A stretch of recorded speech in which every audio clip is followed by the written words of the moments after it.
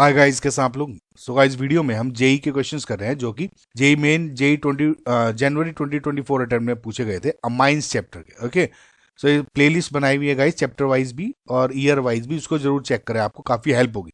सो फिलहाल इसमें हम स्टार्ट करते हैं। The product A formed in the following reaction is.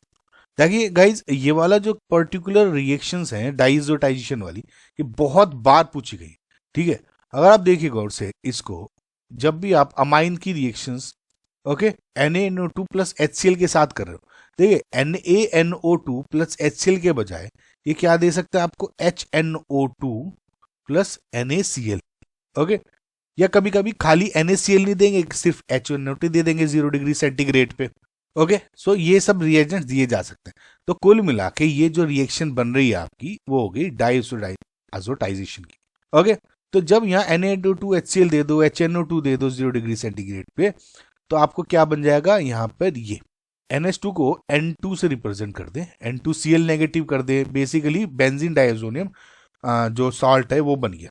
Okay, बहुत कॉमन रिएक्शन है, ये जरूर ध्यान रखिएगा गाइस। जो ये N2 बनता है यहाँ पे, ये बहुत ही अच्छा लीविंग ग्रुप होता है, बिकॉज जब ये लीविंग ग्रुप निकलेगा N2 बनता है, N ट्रिपल बॉन्ड बहुत ही ज्यादा स्टेबल होता है। ओके, सो जब ये बन गया N2 यहाँ पर, अब इसके बाद में जो रिएक्शन हो रही है Cu2Cl2 के साथ हो रही है। ओके, देखिए गाइज, Cu2Cl2 दे दो यहाँ पे in with HCl, obviously HCl medium है, या Cu2C के बजाय CuCl प्लस HCl अगर लिख दिया जाता।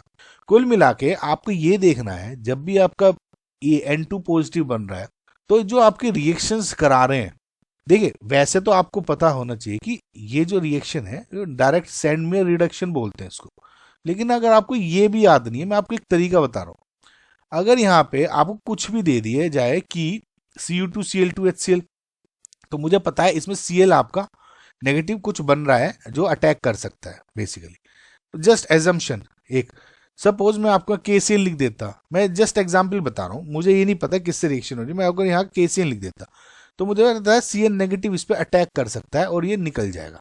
समझ रहे हो, बस मैं आपको हिंट देख रहा हूँ। H3PO2, मुझे पता है H3PO2 में हाइड्राइड आयन एक्टिविटी स्पीसी होता है, तो ये अटैक कर सकता है। तो अब बस आपको, ये H2O है, तो OH2O का जो लोन पेयर है वो अटैक कर सकता है। तो कुल मिला के आपको एक न्यूक्लियोफाइल कुछ ऐसा ढूंढना है, मतलब ट्रिक के थ्रू मान लो या वैसे मान लो कि आपको बस ये निकालना है। वैसे तो सैंडवियर रिडक्शन हो गया, तो Cl नेगेटिव क्या करेगा, अटैक करके निकाल देगा। तो कुल मिला के मैकेनिज्म कुछ भी होती हो, लेकिन इनडायरेक्टली ये अटैक करेगा और निकाल देगा। समझ में आया आपको गाइस, बस ऐसे याद रखा करो आप। तो Cl हो गया, क्लोरोबेंजीन बन गया बेसिकली।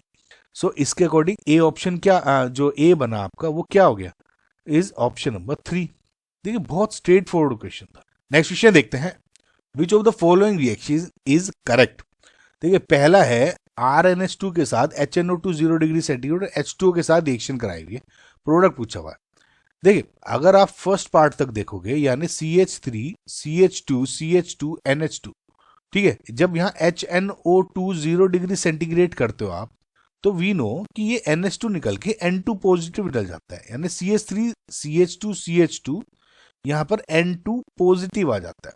ठीक है, अब एक बात ध्यान रखें गाइज, अगर यहाँ पर इसके बजाय रिंग होती N2 पॉजिटिव, तो वो ये ऐसा स्टेबल हो जाता, ये वेट कर रहा होता कि कोई न्यूक्लियोफाइल आके इसको रिमूव कर देगा और यहाँ पे NU जुड़ जाएगा और N2 निकल जाएगा। लेकिन जब आप ये एलिफेटिक कंपाउंड्स की बात करते हो, एलिफेटिक कंपाउंड्स में ये अनस्टेबल होता है, अनलाइक जो आपके एरोमेटिक कंपाउंड्स में बनता है। और ये इजीली, देखिए एक रीजन ये भी है कि जब आप N2 पॉजिटिव करोगे, सपोज ये खुद से ही निकलने की कोशिश करेगा, तो रिंग पे चार्ज आ जाएगा, और जो कि अनस्टेबल होता है, इस वजह से ये नहीं आता। अब इसमें अगर आप देखोगे तो ये तो N2 निकल गया, तो CH3 CH2 CH2 अब पॉजिटिव आ गया यहाँ पे।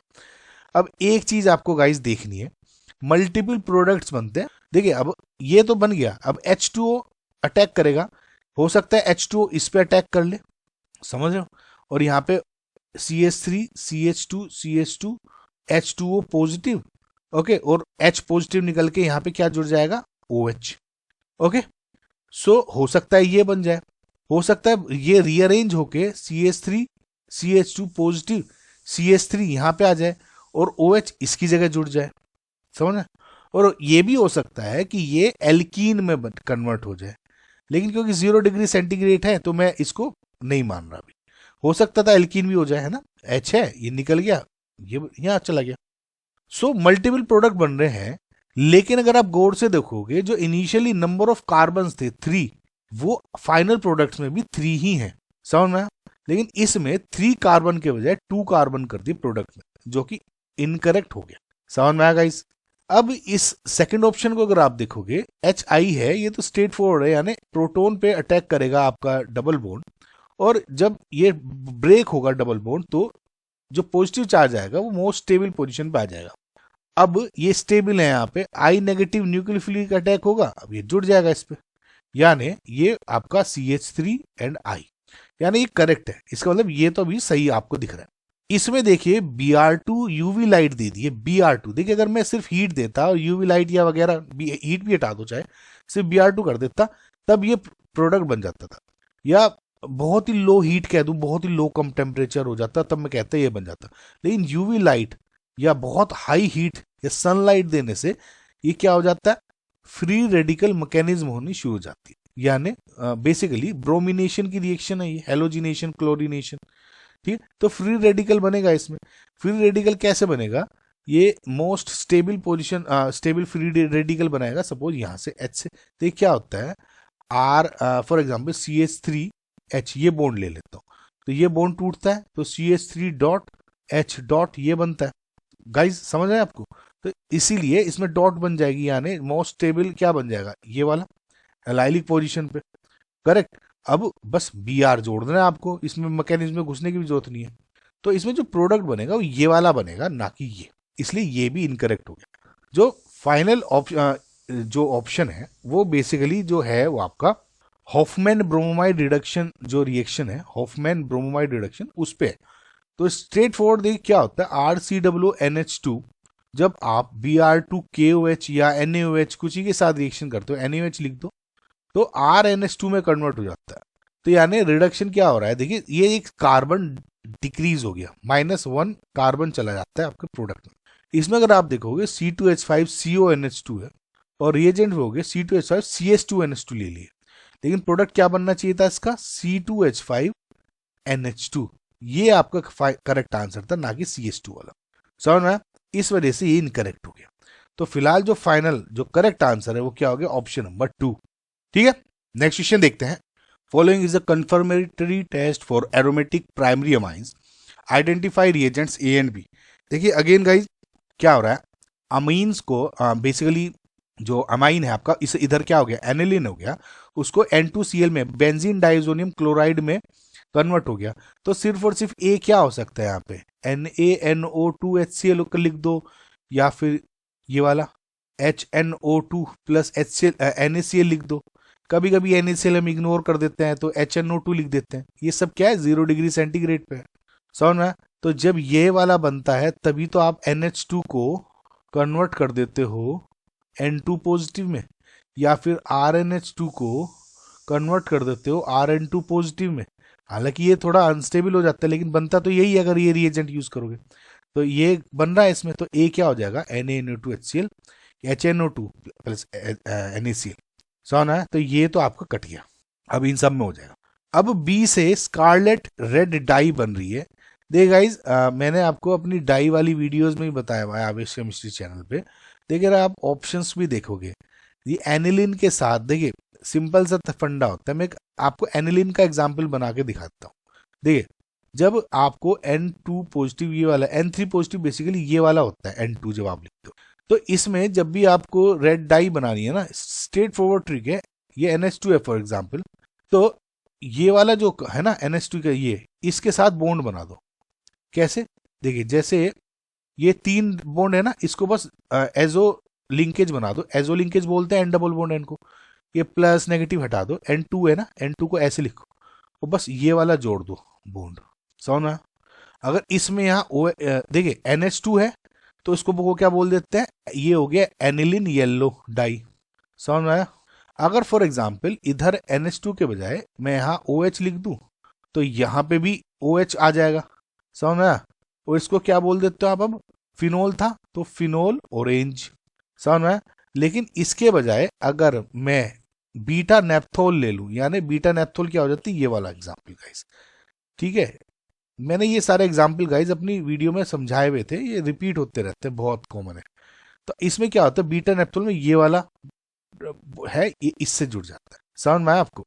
यानी जो ये है OH, यहां से ये N डबल बॉन्ड N और ये वाला बॉन्ड जुड़ जाएगा।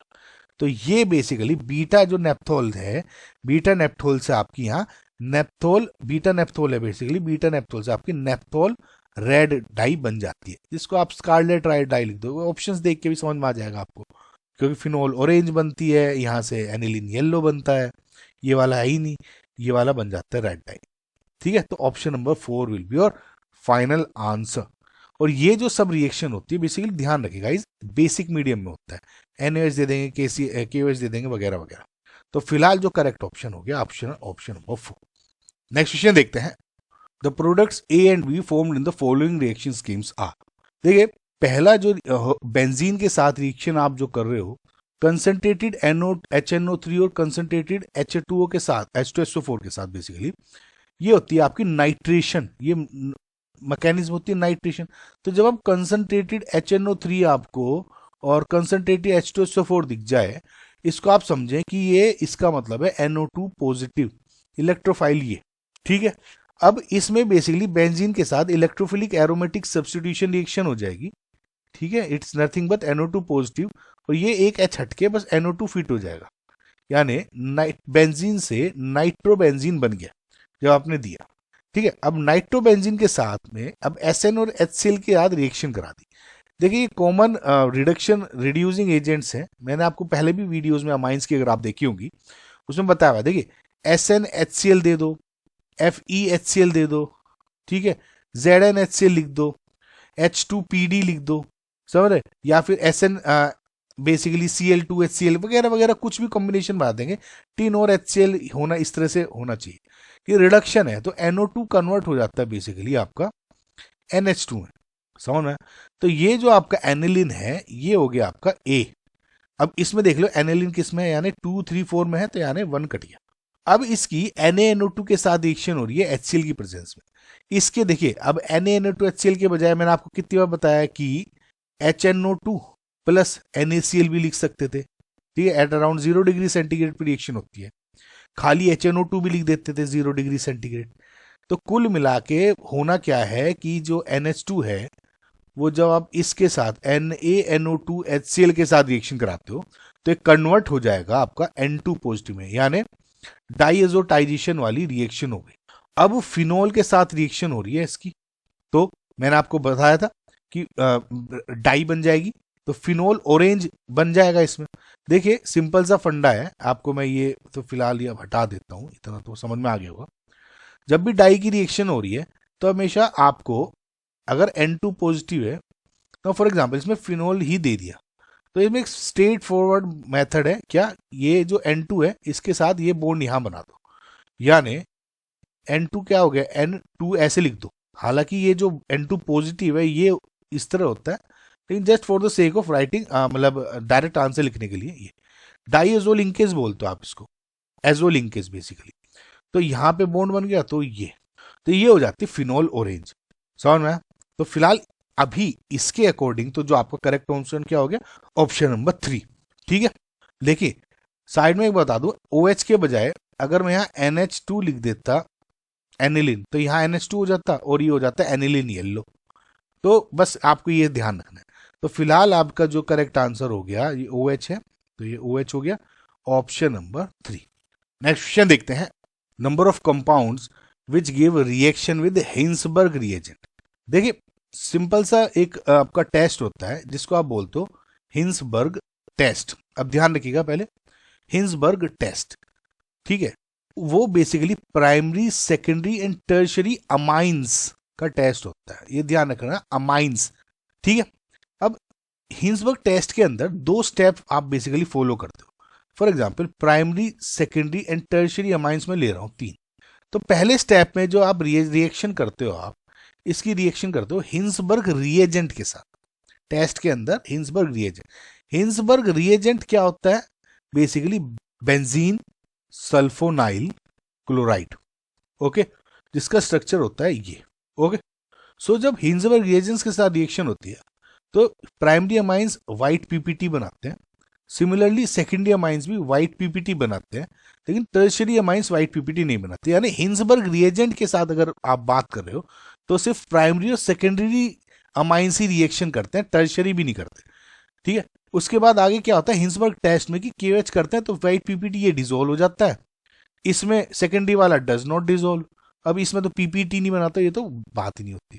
लेकिन क्वेश्चन ने पूछा है हिंजबर्ग रिएजेंट के साथ का कौन सा रिएक्शन दे देगा, तो प्राइमरी अमाइन और सेकेंडरी अमाइन दोनों दे देंगे, समझ में। तो इस तरह से आपको बस ये पता करना है कि अब इसमें प्राइमरी और सेकेंडरी अमाइन कौन से, ठीक है। अमाइंस की बात कर रहा हूं, ये हो गया diazonium chloride, benzene diazonium chloride है, ये तो देगा ही नहीं, अमाइन नहीं है। ये अमाइड हो गया, ये भी नहीं देगा। ये हो गया प्राइमरी अमाइन हो गया, एरोमेटिक। क्यों, देखिए एन की 3 वैलेंसीज होती है, एक कार्बन से जुड़ा है बाकी 2 H, तो ये हो गया प्राइमरी। 2 कार्बन से जुड़ा है 1 H, ये हो गया सेकेंडरी। और एन अगर ये तीनों कार्बन से ही जुड़ा है तो हो गया टर्शियरी। तो एन इसमें 2 H है, एक कार्बन से जुड़ा है, तो यानी प्राइमरी हो गया, तो ये दे देगा। ये एन इस कार्बन से, ये भी कार्बन ये भी कार्बन, तो ये नहीं देगा, टर्शियरी है। ये वाला अगर आप देखोगे तो एन 1 H है, एक कार्बन और ये एक कार्बन, तो यानी सेकेंडरी, ये भी दे देगा, ठीक है।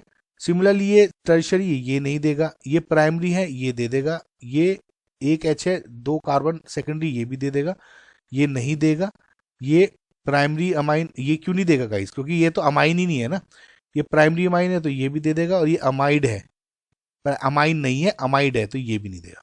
तो जो फिलहाल आपका जो करेक्ट ऑप्शन क्या होगा, एक तो ये 1 2 3 4 एंड 5, ठीक है। तो जो करेक्ट आंसर क्या हो गया इसमें 5। तो टोटल 5 हैं इसमें बेसिकली जो आपके हिंजबर्ग रिएजेंट्स के साथ रिएक्शन कर ले, ठीक है। नेक्स्ट क्वेश्चन देखते हैं। Given below are 2 statements. देखिए स्टेटमेंट 1 है aniline reacts with concentrated H2SO4 followed by heating at a gives para amino benzene sulphonic acid which gives blood red colour. देखिए सबसे पहले तो क्या होता है कि एनिलीन जब भी कंसंट्रेटेड H2SO4 के साथ रिएक्शन करेगा, ठीक है, तो देखिए सिंपल सा फंडा है। देखिए बेंजीन है और उसके ऊपर NH2 या एनिलीन, तो H2SO4 के साथ अगर मैं रिएक्शन कर रहा हूं, ठीक है, तो सबसे पहले ये बनता है H2SO4 प्रोटॉन देता है, बहुत ही ज्यादा एसिडिक है, तो NH इसको H को अपनी तरफ एक्सेप्ट कर लेता है, यानी ये NH2 के बजाय NH3 पॉजिटिव बन जाता है, ठीक है। तो ये क्या हो गया, H पॉजिटिव HSO4 नेगेटिव, तो यहाँ लिख दो HSO4 नेगेटिव, कोई फर्क नहीं पड़ता, कुल मिला के NH3 पॉजिटिव बन गया। इसको जब आप हाई टेम्परेचर पे हीट करते हो, ठीक है, जैसे यहाँ पे दिया हुआ है, तो ये पैरा बेसिकली सल्फोनिक वो बन जाता है। तो यानी जो अब ये था NH2 और यहाँ पे SO3H आ जाएगा, करेक्ट। तो ये पहला तो स्टेटमेंट सही है। अब लसाइन टेस्ट देगा रेड कलर नहीं देगा, इस बात को आप ध्यान देखें कि सिंपल सा फंडा है कि जो लसाइन टेस्ट है वो डिटेक्शन ऑफ नाइट्रोजन सल्फर या हेलोजेंस का होता है। यानी अगर देखिए हम सोडियम फ्यूजन जो एक्सट्रैक्शन टेक्निक यूज करते हैं, तो उसमें फॉर एग्जांपल NaCl क्लोराइड है ना, तो उसमें NaCl कुछ बन रहा है, Br है तो NaBr, एंड अगर I है तो NaI, ठीक है। लेकिन अगर आप इसमें देखोगे बाकी के जो टेस्ट होते हैं लसाइन टेस्ट में, कार्बन एंड नाइट्रोजन दोनों को टेस्ट कर रहे हो तो NaCN बनना है। सिर्फ सल्फाइड के टेस्ट कर रहे हो तो Na2S खाली S। नाइट्रोजन को टेस्ट करने के लिए कार्बन जरूरी होता है, ठीक है, सल्फाइड के लिए कार्बन जरूरी नहीं है। और SCN अगर प्रेजेंट है ये भी टेस्ट हो जाते हैं, यानी सल्फर कार्बन नाइट्रोजन तीनों प्रेजेंट है, तो यहाँ बेसिकली ब्लड रेड कलर बनता है। वो लसाइन टेस्ट आप देख लेना एक बार, है ना। तो SCN अगर प्रेजेंट है तब आपका जो लसाइन टेस्ट है पॉजिटिव आ सकता है। अब देखिए कार्बन तो इसमें भरे हुए ही है, नाइट्रोजन भी है, सल्फर भी है, तो लसाइन टेस्ट पॉजिटिव देगा ही, ओके, और ब्लड रेड कलर देगा। तो जो ये स्टेटमेंट 1 है ये तो करेक्ट, ओके। अब जो सेकंड ऑप्शन दिया हुआ है कि in Friedel Crafts alkylation and acylation reaction aniline forms salt with AlCl3 catalyst, due to this nitrogen of aniline acquires a positive charge and act as a deactivating group. देखिए इस same statement पे 2023 I think 23 या 22 में question आया था, और इसी same statements पूछा गया था, तो उसमें थोड़ी रिएक्शन डिफरेंट दे दी थी। देखिए जब एल्काइलेशन या एसाइलेशन करते हो, फॉर एग्जाम्पल मैं सिंपल सा आपको एग्जाम्पल देता हूँ, अगर बेंजीन है, मैं जब AlCl3 और फॉर एग्जाम्पल CH3Cl अगर मैं लिख दूं, तो इसमें क्या होता है, AlCl3 we know is a Lewis acid, और इसको मैं अभी इलेक्ट्रॉन्स की भूख है, तो ये जो Cl है इसका ये अपनी तरफ अट्रैक्ट कर लेता है, यानी AlCl4 नेगेटिव ये बना देता है, और Cl बेसिकली यहाँ पे पॉजिटिव आ जाता है, तो Cl पॉजिटिव यहाँ इलेक्ट्रोफिलिक एरोमेटिक सब्स्टिट्यूशन जुड़ जाता है। सिंपल सॉरी CH3 है ना, तो CH3 पॉजिटिव बन जाता है और CH3 यहाँ जुड़ जाता है, टोल्यूइन बेसिकली। सिंपल अब तक। लेकिन क्या होता है कि अगर मैं यहाँ पर NH2 डाल दूं, ठीक है, और अब CH3Cl फॉर एग्जाम्पल लिख रहा है AlCl3 की प्रेजेंस में, हालांकि क्वेश्चन में ये नहीं दिया है लेकिन आपको समझाने के लिए बता रहा हूं। अगर एनिलीन है, AlCl3 है, CH3Cl है, अब देखिए अब AlCl3 के पास इलेक्ट्रॉन चाहिए, ये भी लोन पेयर है, ये भी अटैक कर सकता है, ये भी लोन पेयर, ये भी अटैक कर सकता है। लेकिन होता क्या है कि जो क्लोरीन की इलेक्ट्रोनेगेटिविटी है वो ज्यादा है देन नाइट्रोजन। क्लोरीन थोड़ा ज्यादा इलेक्ट्रॉनिक होने की वजह से अपना लोन पेयर कम डोनेट करता है और लेस न्यूक्लियोफिलिक है, तो इस केस में ये अटैक करने के बजाय और CH3 पॉजिटिव बनाने के बजाय ये NH3 ये अटैक करके बेसिकली ये NH2 और ये AlCl3 नेगेटिव इस तरह से बना देता है, समझ है, और इस पॉजिटिव चार्ज के N पे आने की वजह से ये इलेक्ट्रॉन विड्रॉइंग ग्रुप बन जाता है, समझ में, ठीक है। तो बस यही फंडा है इसमें, तो यही लिखा हुआ है, ड्यू टू दिस नाइट्रोजन और aniline acquires a positive charge and act as a deactivating group which is correct because positive charge आ गया। तो इसका मतलब स्टेटमेंट 2 भी आपका जो है वो करेक्ट हो गया। तो जो करेक्ट आंसर क्या हो गया, both statement 1 and statement 2 are correct. Okay, so I hope guys आपको जो वीडियो है ये क्वेश्चन है समझ में आई होगी। Thank you so much for watching guys, please like करें, सब्सक्राइब करें, थैंक यू, बाय।